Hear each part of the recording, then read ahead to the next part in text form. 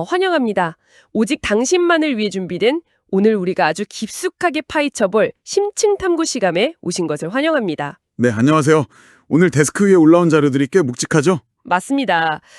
오늘 당신이 저희에게 보내주신 수많은 자료들 중에서 저희의 시선을 완벽하게 사로잡은 아주 오래되고 흥미로운 텍스트 하나를 집중적으로 해부해 보려고 합니다. 제가 그 자료를 처음 봤을 때 정말 이건 꼭 다뤄야겠다 싶더라고요. 네, 바로 고대 사회의 규칙, 종교적 법률이 아주 빼곡하게 담겨 있는 구약 성경의 신명기 23장입니다. 이 자료를 건네주시면서 아마 당신도 이 텍스트가 품고 있는 기묘한 내력에 대해 어느 정도 짐작하셨을 텐데요. 그렇죠. 그래서 오늘 우리의 임무는 명확합니다.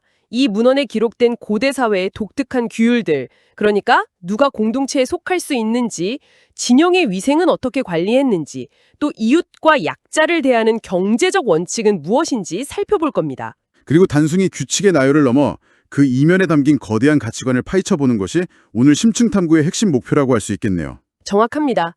근데 본격적인 이야기에 앞서서 당신에게 한 가지 명확하게 해두고 싶은 점이 있습니다. 네, 아주 중요한 부분이죠.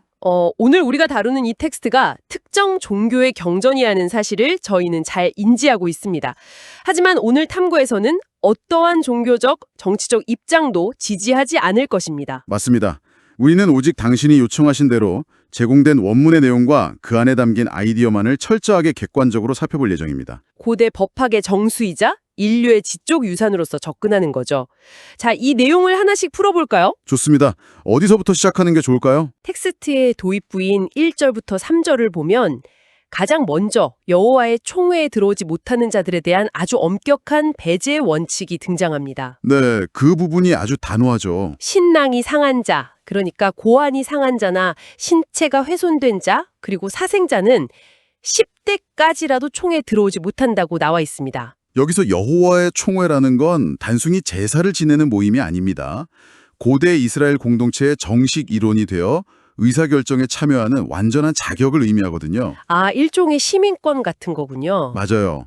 그런데 그 자격의 첫 관문으로 신체적 온전함과 출생의 순수성을 요구했다는 것은 당시 사회가 신체를 공동체 축소판으로 여겼다는 사회학적 증거가 됩니다. 결함을 치명적인 위협으로 본 거네요. 그런데 이런 신체적 결함보다 훨씬 더 무거운 영원한 배제의 대상이 이어집니다. 바로 암몬 사람과 모압 사람입니다. 네, 그들은 아예 영원히 총회에 들어올 수 없다고 못을 박았죠. 단순한 이방인이라서가 아닙니다. 여기서 정말 매력적인 부분은 이 배제 이유를 설명하는 대목입니다. 이유가 구체적으로 명시되어 있죠. 4절부터 6절을 보면 이스라엘 백성이 애굽에서 나와 가장 취약했을 때 그들이 떡과 물로 영접하지 않았다고요. 게다가 발람에게 뇌물을 주어서 물리적 공격 대신 영적인 저주를 퍼붓도록 사주하기까지 했습니다. 비록 신이 그 저주를 복으로 바꾸었다고는 하지만 이스라엘은 평생토록 그들의 평안과 형통을 구하지 말라는 아주 철저한 단절 명령을 받게 됩니다. 이스라엘의 가장 절박했던 생존 위기의 순간에 거부당했던 경험이 집단적 트라우마로 남은 겁니다. 환대받지 못한 뼈아픈 기억이 영원한 배제를 낳은 거죠. 정말 현대의 외교 관계를 보는 것처럼 냉혹하네요. 반면에 7절과 8절을 보면 조건부 포용이 등장합니다. 에돔 사람과 애굽, 즉 이집트 사람에 대한 규정인데요. 이 부분의 대조가 정말 흥미롭죠? 에돔 사람은 혈연적 뿌리가 있는 형제이기 때문에 미워하지 말라고 합니다. 더 파격적인 건 애굽 사람입니다. 이스라엘이 그 땅에서 객이되었기 때문에 미워하지 말라면서 이들의 자손은 3대 후부터 총회에 들어올 수 있게 허용하거든요. 이스라엘의 건국서사가 애굽에서의 노예 생활에서 탈출한 것인데도 말이죠. 압제의 기억보다 한때 그곳이 기거했던 나그네였다는 사실을 더 상위의 외교적 명분으로 삼은 겁니다. 과거의 역사적 경험을 어떻게 해석하느냐, 환대받지 못한 기억이냐, 객으로 머물렀던 기억이냐에 따라 미래 세대의 포용 여부가 엇갈린다는 게 정말 탁월한 통찰입니다. 누구를 기억의 감옥에 가두고 누구를 품을 것인가를 정확히 계산한 셈이죠. 자, 여기서부터 진짜 흥미로워집니다. 외부인에 대한 경계를 넘어 군대 진영, 즉 전시 상황의 규칙으로 화제를 전환해 볼까요? 9절부터 나오는 위생규칙이죠. 이 부분은 공중보건학적으로 엄청난 가치가 있습니다. 야간에 무의식적으로 몽설을 한 자는 즉시 진 밖으로 나가 있어야 하잖아요. 해가 질 때 목욕을 하고 나서야 진압으로 복귀할 수 있고요. 고대 전쟁에서는 적군의 칼날보다 진영 내의 이질이나 콜레라 같은 전염병이 훨씬 무서웠거든요. 배설물 처리 규칙은 진짜 더 집요합니다. 진 밖에 따로 변소를 마련하고 군인들은 장비에 작은 삽을 필수적으로 챙겨야 한다고 명령하죠. 대변을 볼 때 땅을 파고 덮으라는 건데 이게 요즘 캠핑장에 흔적 남기지 않기 수칙이랑 똑같잖아요. 맞아요. 현대 특수부대 매뉴얼 같죠? 하지만 이 규칙은 단순한 의학적, 위생적 목적에만 머물지 않습니다. 네, 14절을 보면 그 궁극적인 이유가 나오죠.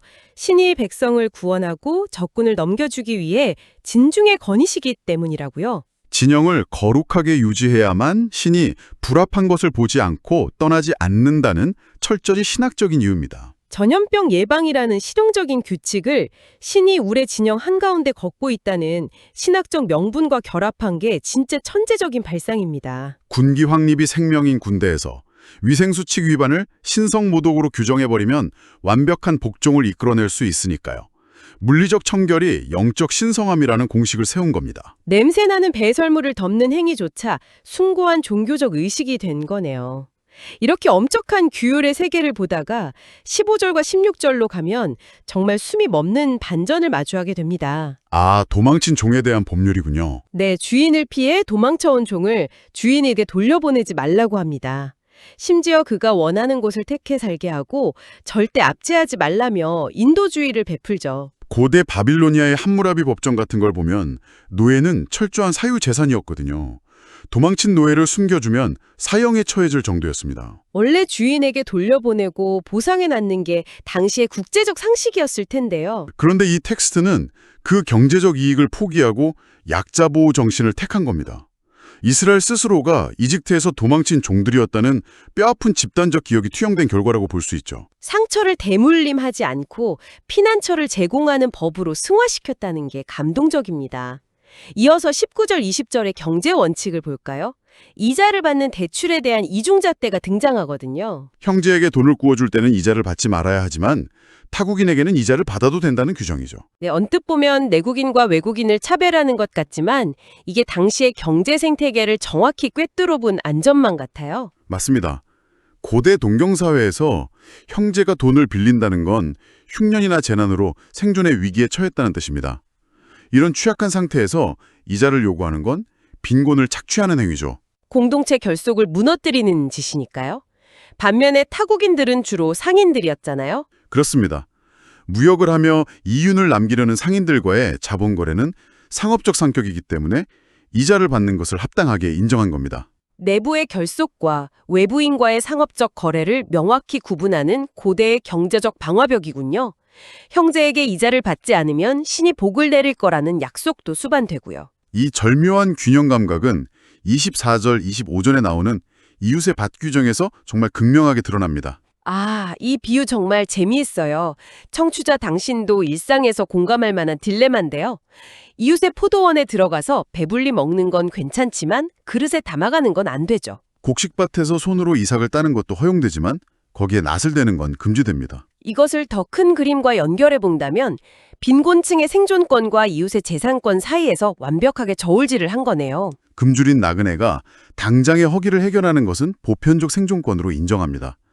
하지만 그릇이나 낫이라는 도구가 개입되면 그건 생존이 아니라 상업적 약탈이 되는 거군요. 네, 허기를 채울 권리와 주인의 땀방울을 보호할 재산권의 경계를 사물로 명확히 그어준 아주 절묘한 타협안입니다. 현대의 복지나 시장 경제를 논할 때도 정말 깊은 통찰을 주네요. 자, 이제 마지막 테마인 종교적 순수성과 서원의 무게로 넘어가 보겠습니다. 17절, 18절의 가증한 예물 금지 규정이죠. 네, 이스라엘 내에 창기나 미동이 있어서는 안 되고 그들이 번 돈이나 이른바 개 같은 자의 소득은 성전에 가져오지 말라고 경고합니다. 고대 근동에서는 풍요를 기원하며 신전 매춘을 하는 게 이교도의 보편적 관습이었습니다. 그걸 철저히 배척한 건데요. 더 흥미로운 건 헌금의 출처를 따진다는 겁니다. 부도덕한 수단으로 번 돈은 신이 받지 않겠다는 단호한 선언이죠. 숭고한 목적이 부도덕한 수단을 정당화할 수 없다는 윤리적 원칙입니다. 거액이라 할지라도 더러운 돈으로는 거룩함을 살 수 없다는 철학이죠. 수천 년 전 법전에 이런 내용이 있다는 게 대단합니다. 마지막으로 21절부터 23절은 서원에 대한 텍스트입니다. 신에게 서원했다면 더디지 않게 갚아야 하고 차라리 입 밖으로 내지 않았으면 무죄라는 내용이죠. 한 번 내뱉은 말은 반드시 실행해야 한다고요. 고대 사회는 서류 공증이 아니라 입에서 나오는 말이 곧 법적 효력을 지니는 구전 사회였습니다. 자신의 명예를 건 계약이므로 가볍게 약속을 남발하지 말라는 경외심이 담긴 겁니다. 그렇다면 이 모든 것이 의미하는 바는 무엇일까요? 영구적 배제, 진영의 위생규칙, 이웃의 밭이나 도망친 노예에 대한 인도주의, 서원의 무게까지 이 방대한 규칙들이 한 곳에 모여있는 이유 말입니다. 이는 매우 중요한 질문을 제기합니다. 이 신명기 23정은 단순한 법전이 아니거든요. 누구를 포용하고 배제할 것인가 하는 역사적 기억의 성찰, 일상의 청결의 신의 거룩함과 연결한 규율, 억압의 상처를 약자 보호로 승화시킨 자비심. 그리고 생존권과 재산권을 조율한 경제적 경계선까지 엮어낸 거군요. 맞습니다. 육체적, 도덕적, 경제적으로 명확한 경계를 세워서 공동체를 건강하게 유지하려는 철저한 사회 설계도였던 셈입니다. 오늘 분석을 해보니 정말 낡은 유물이 아니라 현대사회의 폐부를 날카롭게 찌르는 메스처럼 느껴집니다. 당신은 오늘 방송을 들으며 어떤 생각들을 하셨나요?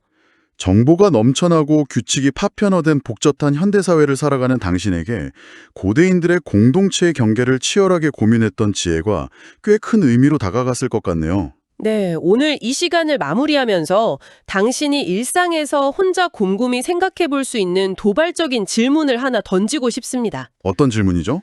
만약 오늘날의 현대사회가 우리의 역사적 상처, 공중위생, 타인에 대한 관용을 모두 통합해서 단 하나의 새로운 규칙서를 작성한다면 그 안에서 우리는 과연 누구를 형제로 부르고 누구를 타국인으로 정의하게 될까요? 정말 묵직한 화두네요.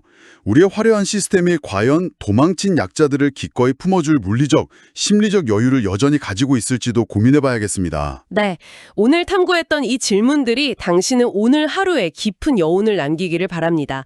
고대 텍스트 너머의 세계를 함께 탐험해 주셔서 감사합니다.